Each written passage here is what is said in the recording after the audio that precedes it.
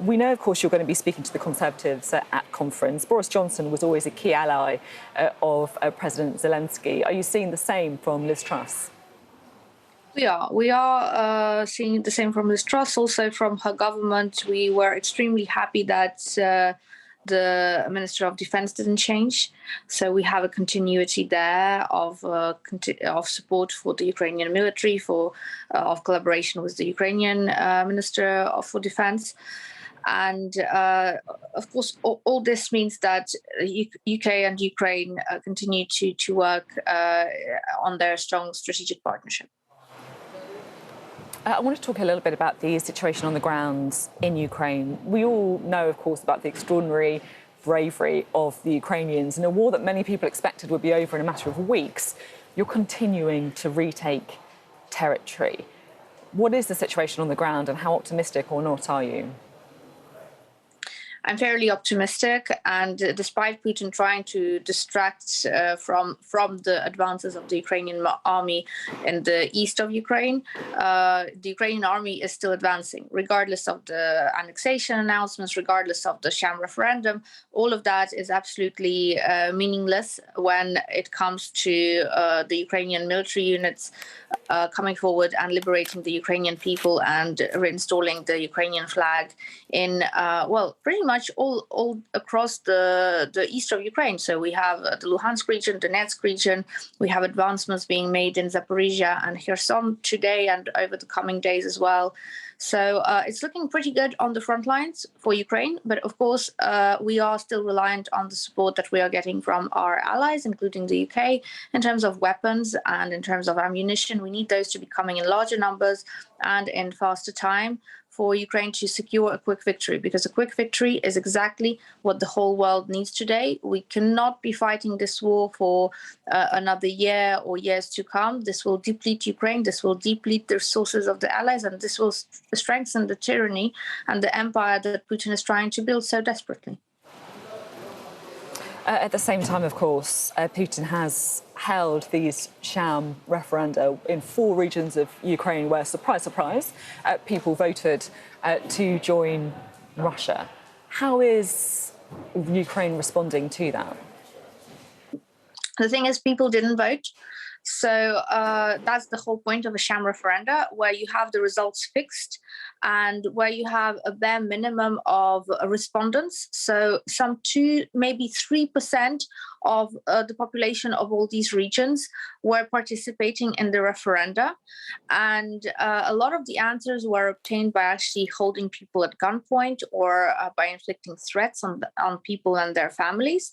And even at that, some were still responding in the negative, that they didn't want to join Russia. And again, I go back to the survey results. 2% of the population of those regions voted. That's hardly the will of the people. You know, this is how Ukraine looks on these referenda. They're just nothing. They're just, a fiction of Putin's imagination, who would like to see his empire reinstated. But we as, normal, sane people who want to live in the free world, who are fighting for democracy and freedom, we cannot take seriously the fantasies of a psychopathic tyrant leader. Do we need to take them seriously, though? Because he has also hinted at the use of nuclear weapons. He said that the regions are now part of Russia, so he's justified to protect them by all available means. And he also says there's a precedent created by the United States to use nuclear weapons. How worried are you about that? Well, Sophie, in all honesty, he has been threatening nuclear threats from February onwards. None of them materialized. The fact that he now has a legal ground in his mind to treat these territories as if they were Russia changes nothing, because on the onset, on the 24th of February, the Russians invaded Ukraine, saying that they are liberating Ukraine from something, essentially implying that they were already treating these territories as if they were Russia. And Putin was clear that he would be prepared to go to all means. In March, he mobilized, or he said that he was mobilizing the nuclear arsenal to be ready for deployment at any point. It still wasn't used. I think that Russia and the Russian line of command realized first the consequences of the use of such weapons, first and foremost for the people in Russia, because it's a nuclear weapon. It's not going to be contained within a set territory. The aftermath is going to spread, the results are going to spread to the territory of Russia. And second, the consequences of using those weapons will trigger a response from other nuclear powers. And I don't think that's in the interest of Russia or of Putin, no matter how crazy and how power mad he is. As I said, it's a real pleasure to have you on the programme, and we can only imagine, frankly, what the last sort of 9 months or so has been like for people in Ukraine. So I just wondered if you might feel comfortable sharing a bit of that with us. You're obviously a politician, you're out there, you're making the arguments for more help for Ukraine. You're also someone who's been pictured with an AK-47, saying that you'd be prepared to fight for your country. And you're also a mother. I think I'm right in saying that your youngest was still a baby when the war broke out. How has it been for you and for your family? A roller coaster. That's to sum it up in one word. And I think it's been like that for all families in Ukraine. One day we smile and we can't help smiling because of the advances of the Ukrainian military at the front lines. The next day we have some news coming in from the Kremlin, which is very much offsetting.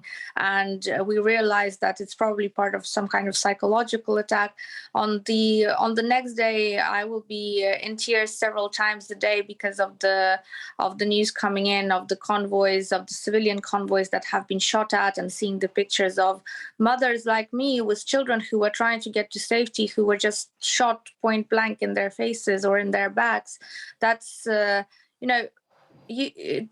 are things that your brain just can't, how do you say the word psychologically, compartmentalize, basically put into boxes and into compartments. It just gets to you. The war gets to you. And I have to live in awareness that I am living this war and my family is living this war with me, no matter how far I am able to actually put them out from the country and into safety. But, every single Ukrainian will be affected and is affected already. And it's the pain and the tragedy and the aftermath of the war, which we will still have to deal with even after the Russian soldiers leave Ukrainian land.